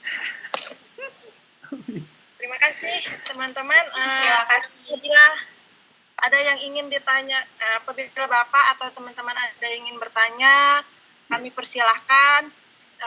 Apabila kami bisa menjawab, kami akan menjawab sebisa kami. Namun, apabila kami belum bisa menjawab saat ini, izinkan untuk menjadi PR kami di minggu depan.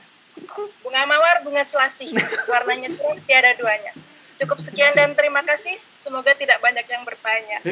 Apa-apaan itu? Tidak banyak yang bertanya. Oh, saya tanya banyak sekali. Saya tanya banyak Ya sekali. kan udah jelas semua Pak kalau nggak ada yang tanya. Semoga semuanya jelas, Pak. Jadi nggak banyak yang nanya. Sama maaf Pak tadi mungkin delay. Nggak apa-apa, slow. Yang lain mau bertanya tuh. Baik teman-teman, ayo yang mau bertanya dipersilahkan. Nanti saya tambahin poinnya. Siapa ini yang mau bertanya? Yuk langsung pakai mikrofon. Bisa-bisanya. Bisa-bisanya. Saya mau bertanya, Pak. Ya, dengan siapa? Dengan saya Muhammad Yahya. Muhammad Yahya. Bentar, saya tulis dulu namanya. Bentar, tunggu dulu. Keburu lupa nanti. Mas Muhammad Yahya. Bentar, Muhammad Yahya. Plus 1. Oke. Jelas nggak? Jelas. Yuk, monggo. Itu tadi pada pintar-pintar banget pantun, kenapa ya? Tanyanya kok pantunnya? Materinya. Mau bertanya, pertanyaannya, bagaimana pendapatan nasional dapat dijadikan ukuran kemakmuran masyarakat di suatu negara? Bagus. Oke, tampung dulu. Thank you. Ini bagus pertanyaan. Bagaimana pendapatan nasional ini dapat dijadikan tolak ukur kemakmuran dalam suatu negara. Jadi tolong ya, ada satu sekretaris yang mencatat dari kelompok 2. Ini pertanyaan Mas Yahya. Iya, Pak. Bagaimana pendapatan nasional menjadi Iya, pendapatan nasional. Tolak ukur kemakmuran masyarakat di suatu negara. Oke, thank you. Terima kasih Mas Yahya. Satu aja pertanyaannya. Satu aja. Terima kasih Mas Yahya. Oke, yang lain. Oke, bagus pertanyaannya. Itu berbobot pertanyaannya. Ayo yang lain. Ada lagi? Ayo silahkan. Masih menampung banyak pertanyaan. Apaan itu? Aduh, siapa yang bikin pantun tadi? Kalian yang pantun, saya yang malu. Yang lain. Sebisanya. Yuk. Tenang. Masih sanggup Pak. Berapa aja Pak? Yang lain nanti kayak Mas Yahya tadi, kalau misalnya bertanya silakan acungkan tangannya. Di situ ada tulisan raise hand, jadi silakan acungkan tangan. Kalau enggak, sambil saya tunggu, saya yang bertanya. Yang pertama, tolong dicatat ya pertanyaannya. Bisa kembali ke slide nomor 3. Slide nomor 3. Yang 3. Baik.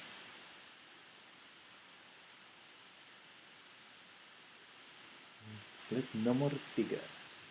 Terkait dengan pertanyaannya Mas Yahya tadi, jadi sebenarnya yang dijelaskan oleh Mas Rafif di pendapatan tadi itu adalah pendapatan secara individu atau pendapatan keluarga. Yang apa yang dijelaskan di slide oleh Mas Rafif tadi itu terkait dengan pendapatan tenaga kerja diperoleh gaji, upah, honorer, ada pendapatan perusahaan, ya pendapatan bisnis. Kemudian kepemilikan diperoleh sewa, keuntungan perusahaan, dividen dan bunga. Ini juga termasuk sebagai pendapatan dari perusahaan. Jadi dia biasanya memperoleh ini ya jual saham ya perusahaan. Nah, kira-kira tolong sebutkan contoh lain pendapatan nasional. Jadi pendapatan negara itu contohnya seperti apa? Banyak sekali contoh dari pendapatan nasional. Jadi tolong sebutkan contoh pendapatan nasional dari sebuah negara. Ya.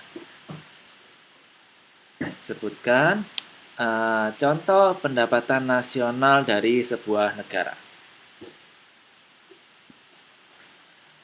Pertanyaan yang kedua, apa yang dimaksud dengan pendapatan marginal? Saya lupa, slide nomor berapa. Jadi tadi ada apa yang dimaksud dengan pendapatan marginal. Contohnya apa? Atau mungkin jelaskan apa yang dimaksud dengan pendapatan marginal. Pertanyaan nomor 2, apa yang dimaksud dengan pendapatan marginal? Oke. Dan saya lupa slide nomor berapa pendapatan marginal. Yang ketiga, dari catat ya pertanyaannya ya. Catat ya. Nomor 3. Tadi disebutkan di slide, saya kelupaan nyatat slide nomor berapa. Apa yang dimaksud dengan rata-rata banyaknya jam kerja? Di mana rata-rata banyaknya jam kerja ini mempengaruhi penawaran tenaga kerja. Misalnya di slide-slide tengah-tengah tadi. Jadi jelaskan maksud dari rata-rata banyaknya jam kerja yang mempengaruhi penawaran tenaga kerja. Jadi maksudnya apa? Kenapa rata-rata banyaknya jam kerja ini mempengaruhi penawaran tenaga kerja? Ya. Rata-rata banyak. Jadi jelaskan mengapa rata-rata banyaknya jam kerja ini mempengaruhi penawaran tenaga kerja.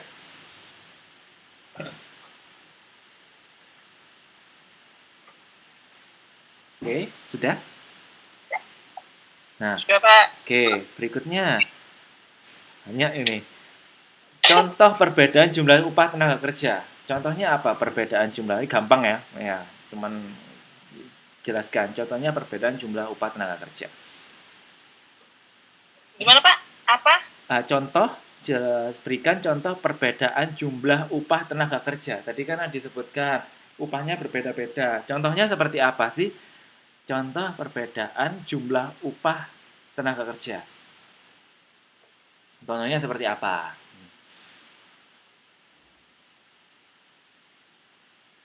Nah, berikutnya bagian dari rente tadi ya, ada yang dijelaskan oleh Mbak siapa tadi lupa. Contoh dari rente, ya. Contoh dari rente itu seperti apa dan kenapa rente tidak responsif terhadap harga?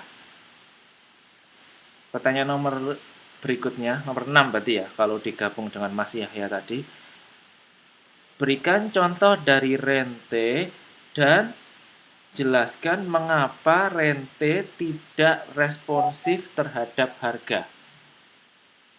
Jadi, berikan contoh dari rente dan mengapa rente tidak responsif terhadap harga.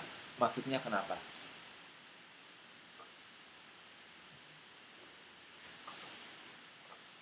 Oke. Next. Bagi-bagi ya, yang jawab dibagi-bagi biar enggak ini. Yang berikutnya, apa maksud klaim moneter di slide nomor 11? Slide nomor 11, apa yang dimaksud dengan klaim moneter?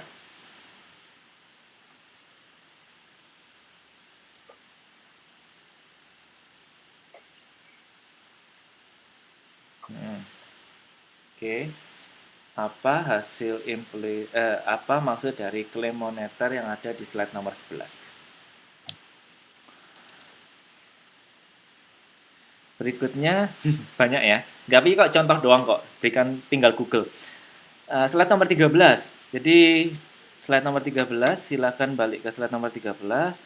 Berikan contoh hasil implisit dari pemilik kapital. Maksudnya apa? Hasil implisit dari pemilik kapital. Ini contohnya seperti apa? Ini mungkin teman-teman akan lebih paham kalau melalui contoh daripada membaca definisi. Ya. Jadi apa sih contoh hasil implisit dari pemilik kapital? Oke, terakhir. Masih di slide nomor 13. Jelaskan keuntungan inovasi itu berupa apa? Keuntungan dari inovasi tadi disebutkan kan, inovasi yang memberi keuntungan. Ya, keuntungannya itu berupa apa? Oke, itu aja. Ya, silakan dipikirkan dalam waktu seminggu. Nanti minggu depan di-share sama seperti kelompok 1. Dibagi-bagi ya, biar nggak berat. Oke. Ya, Pak. Oke, sampai sini ada yang ingin ditanyakan terkait dengan perkuliahan pada hari ini?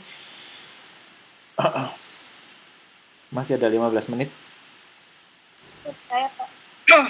Yes, Saya, Pak. silakan. Tadi kan disebutkan kapital ya, ekonomi kapital. Saya mau tanya, di Indonesia itu apakah menganut sistem ekonomi kapitalis? Dan kalaupun menganut atau tidaknya, apakah pemerintah itu diperbolehkan ikut campur dalam ekonomi kapitalis seperti itu? Oke. Berikan alasannya. Oke, ini pertanyaan buat kelompok 2 kah?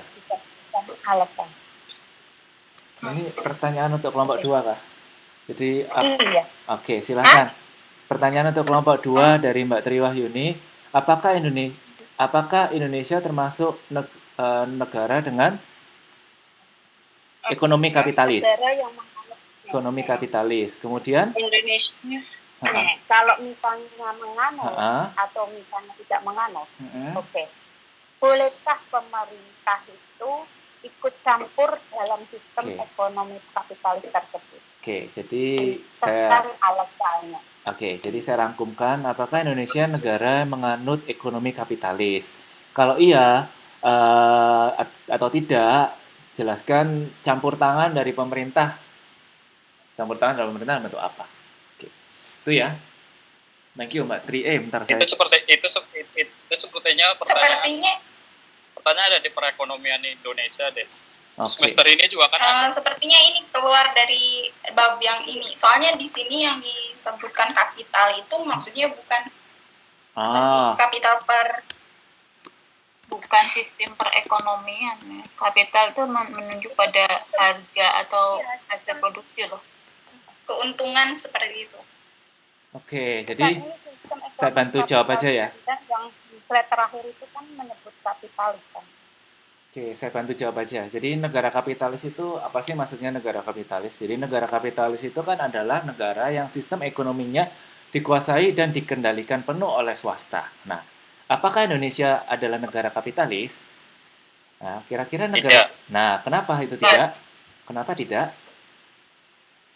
Benar tidak? Karena ada di dalam undang-undang dasar, pernah ya belajar di waktu di SMP, SD, atau SMA? Ya, itu bahwa... semester ini juga ada, Pak. Oh, ya udah, bagus dong berarti ya. Perekonomian Indonesia semester ini ada, Pak. Oke, good. Jadi kalau beda mata kuliah. Oke, good. Jadi kalau misalnya berbeda, udah dijelaskan semester ini bagus, jadi ya semakin paham ya. Jadi negara kapitalis itu adalah negara yang sistem ekonominya dikuasai dan dikendalikan penuh oleh swasta. Ya.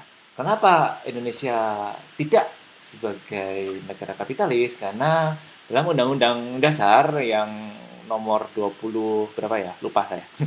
Bahwa hal-hal yang menyangkut hajat hidup orang banyak dikuasai oleh negara. Contohnya seperti apa? Air. Ya. Kemudian listrik. Kemudian tanah. Nah, tanah itu diatur oleh negara ya. Kalau misalnya mau ini sertifikat tanah ya, kita daftarnya ke negara. Jadi adalah tuh campur tangan pemerintah berarti dari pertanyaannya Mbak Tri Wahyuning sih adalah ya Indonesia turut ikut campur dalam mengatur sistem perekonomiannya, yaitu dengan mengatur sektor-sektor yang menyangkut hajat hidup orang banyak seperti itu. Nah, sekarang contohnya negara kapitalis apa ayo berarti? Contoh negara kapitalis apa? Kalau Indonesia bukan negara kapitalis, kira-kira apa negara yang merupakan yang masuk kategori negara kapitalis? Yaitu negara yang Amerika. Kenapa itu? Negara kapitalis adalah orangnya itu memiliki modal besar yang berkuasa untuk mengendalikan perekonomian di negara tersebut untuk meraih keuntungan yang sebesar-besarnya. Nah, jadi biasanya kalau seperti ini adalah negara-negara yang bebas, ya. Jadi bukan negara-negara yang diatur oleh pemerintah. Seperti Cina mungkin dia diatur pemerintah, itu bukan, ya, karena pemerintahnya benar-benar mengatur rakyatnya. Atau Vietnam tuh saya rasa bukan. Korea Utara bukan, ya. Jadi negara kapitalis adalah negara yang negaranya bebas. Kenapa bebas? Karena orang yang kaya bisa mengatur ekonomi, ya. Orang-orang yang kaya bisa campur tangan dalam perekonomian. Oke, seperti itu ya. Mengapa negara kapitalis itu perlu? Mengapa beberapa negara mengatur dan mengadopsi negara kapitalis? Ya karena negara itu ingin memberikan kebebasan kepada setiap individu untuk melakukan perekonomiannya, ya. Biasanya adalah negara-negara yang bebas. Seperti itu. Dan dia minim intervensi dari pemerintah. Ya, Indonesia sejauh ini tidak kapitalis atau mungkin belum sepenuhnya kapitalis karena ya kita seringkali campur tangan. Contohnya Indonesia ini kalau harga bawang naik mendekati hari raya Idul Fitri, Indonesia mengontrol memberikan harga dasar, harga bawang supaya nggak melonjak, ya, supaya tidak ditimbun oleh orang yang tidak berkepentingan, orang yang ingin berkepentingan jelek kayak gitu. Oke, itu ya termasuk kapitalis ya. Mungkin di mata kuliah lain bisa dijelaskan lebih komprehensif ya. Ya Pak. Oke, thank you. Terima kasih pertanyaannya Mbak Tri Wahyuningsih. Terima kasih presentasinya kelompok 2. Terima kasih tadi jawaban Bapak, kami belum penutupan loh Pak. Kenapa? Kami belum penutupan loh. Oh iya lupa. Aduh saya deg-degan. Ayo silakan ditutup. Pakai pantun. Jangan gitu dong Pak. Ayo, boleh yuk. Baik, teman-teman ada yang masih mau ditanyakan lagi nggak? Kami masih nunggu. Siapa tahu masih ada yang mau nanya. Aduh, situ Monica. Kelompok 2 yang nutup, saya yang deg-degan. Ayo semua ditutup. Baik teman-teman, kalau udah nggak ada yang ditanyakan, hantu demit pergi berlari, tidak terasa, tidak tersentuh. Mohon pamit undur diri. Wassalamualaikum warahmatullahi wabarakatuh. Ini yang bikin pantun siapa sih? Yang bikin pantun siapa sih, Mbak Anissa? Mbak Google, Pak. Ini lagi capek-capeknya mikirin ekonomi. Makanya lagi capek-capeknya mikir ekonomi, mikir pantun. Aduh. Ya, thank you ya pantunnya, sangat menghibur. Dibikin relax. Iya, terima kasih pantunnya. Iya, terima kasih pantunnya, sangat menghibur. Oke, itu ya kalau yang bisa saya sampaikan untuk pertemuan hari ini. Terima kasih atas kehadirannya, terima kasih atas partisipasinya. Kita berjumpa lagi di minggu depan. Oke, jangan lupa PR-nya. Kalau nggak salah besok deh terakhir ya. Kalau yang belum kerjain PR, segera kumpulkan. Oke? Oke, thank you semuanya. Sampai jumpa. Terima kasih. Terima kasih. Bye-bye. Yuk, bye-bye. Terima kasih, Pak. Yuk, sama-sama. Bye-bye.